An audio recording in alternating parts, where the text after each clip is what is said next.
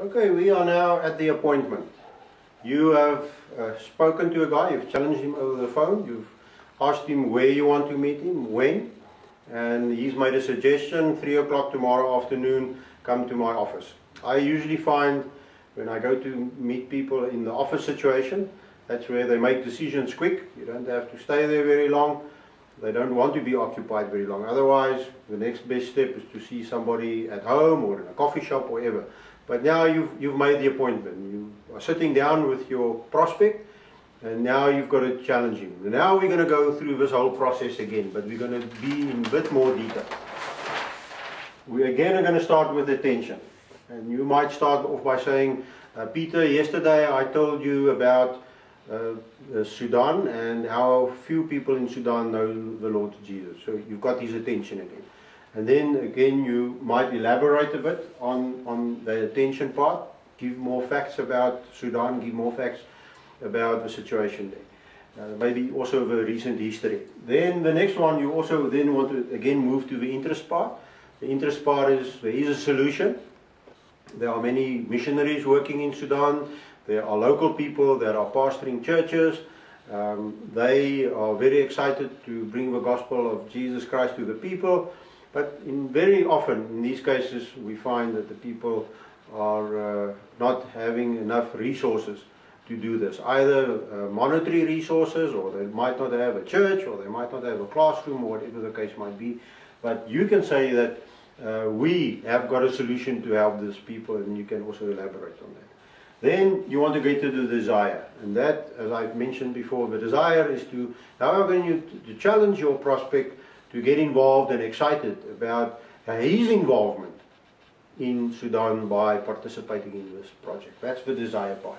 And there you have to start elaborating a bit. There you have to start saying to him, let me tell you how are we going to raise these funds to finance the work of the Lord in Mauritius. And then here you, in Sudan, sorry. And this is where you really have to make sure you know the project of the Sudan Run for Jesus very well. When will it be? How is it organized? How many people will participate? How are you going to do the sponsoring? Will it be so many rands per kilometer or whatever it will be?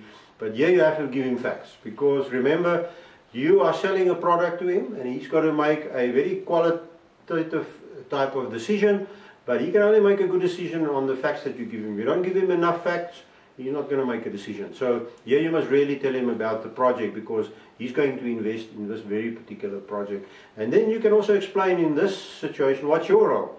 Maybe you're also going to run. Maybe you're one of the runners, and you can challenge him to say, well, I'm also running, you can invest in me, or you can invest in somebody else, or you can tell him about the history, and that way you'll have to get some of the facts from Norman of how much was raised last year, how many people participated, and even the year before that, so that he can see here's a product that is working. He can get excited about it. Okay, now you've come to the desire. You've taken it from his head down to his heart, and he's now excited.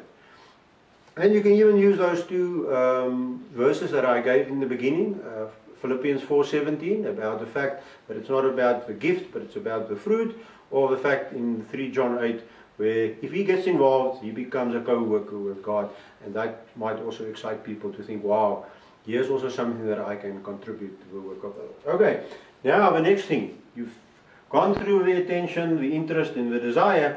Now you want a decision from this guy. You want him to say yes or no, I'm going to be part of it, or no, I'm not going to be part of it. And here is also a bit of sales technique.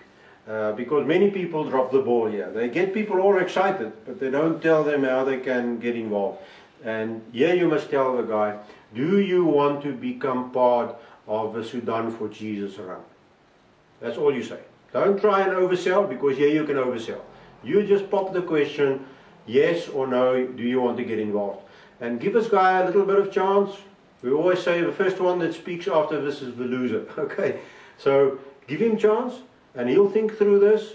He might ask you some questions to say, just clarify something for me or something. That's fine, that's okay. But otherwise, this is where you stop, and you only respond to questions from his side. And then you wait. And then he's got to make the decision, yes or no. If he says yes, fantastic. then we go to the next step. If he says no, because you will find some people that might have a very good reason why they say no, well, this is where you don't stop the sell. And we'll get further later on. I'll explain to you why you don't stop here. But this is where if somebody says no, I can't at this stage, or I don't want to get involved, is to stay friendly, stay positive, to say thank you very much that I could spend this time with you.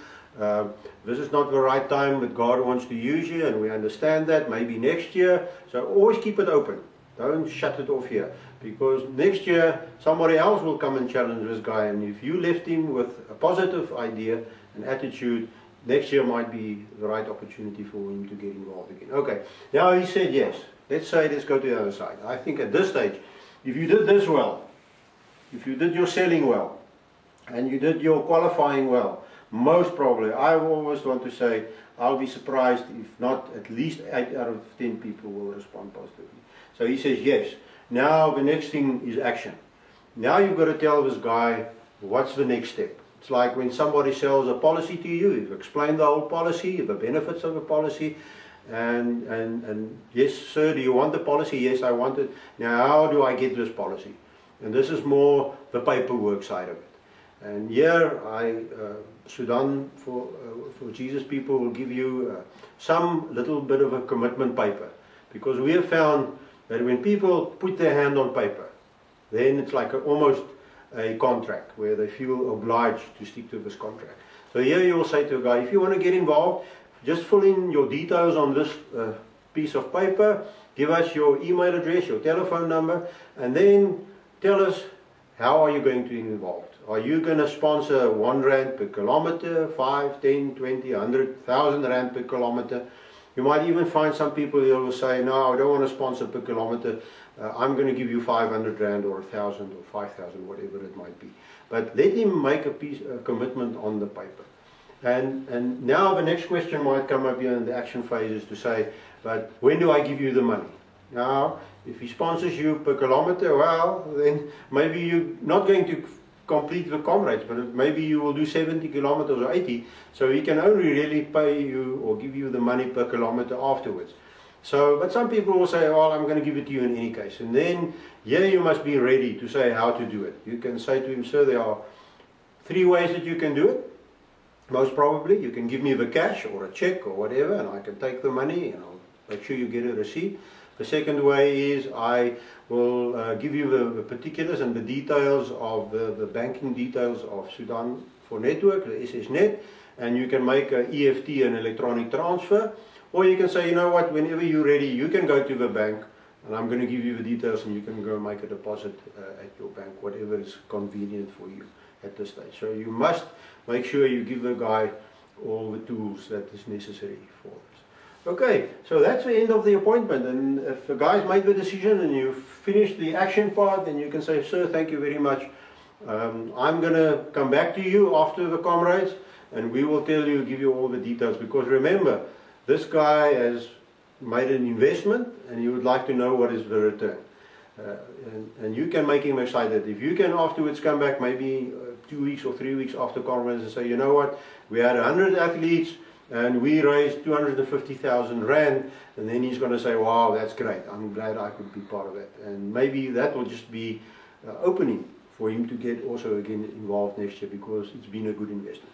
Now we get to the next step, and that's a very important step, because this is very much the situation either whether the guy has said yes or no. We've now been to the appointment, you've done the presentation, and now we get to what we call the referrals. Okay, so if a guy has either said yes or no, the next step is, before you leave, is to say, Peter, do you know of somebody else that might be interested to get involved in project, to also invest in this? And you know what, because you have names, and every name you use, you've got one less name. Okay, and so you always want to top up your names. So in your referral, it's just to say to a guy, and don't tell a guy, give me 10 names, because usually then they bomb out. You just say to a guy, can you give me 1 or 2 names? Just give me 1 or 2 names, because if you can replace each one with 1 name, that's fantastic.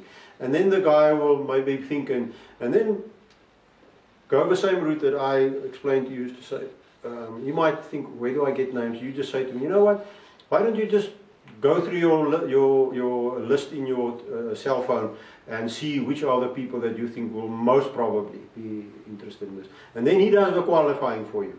And if you even can go one step further, is to say, Peter, you've given me John's name. Would you mind calling John and just telling him about this project, and tell him that I will contact him within the next 24 to 48 hours to explain to him how he can get involved. That helps a lot. If you can get somebody to even contact the referral, that's a bargain. But otherwise, if a guy doesn't offer that, you will just take the name and then you'll have the next referral. Well, that brings us to the end, because then you're back at the names. And I really believe, and I will be praying that everyone who watches this and who gets involved, if you follow the steps, if you are obedient, if you are disciplined in doing this, I want to say I will be very, very surprised if you don't get a good amount of people that will become involved in this project. And this is going to be a blessing. Don't let this raising funds for this project be a burden for you. It should be an exciting time, because you know what? It's not about you. It's about God. It's about giving God the honor by getting people involved to invest through the Sudan for Jesus project in reaching out to the peoples of Sudan. May God bless you. I'll be praying for you.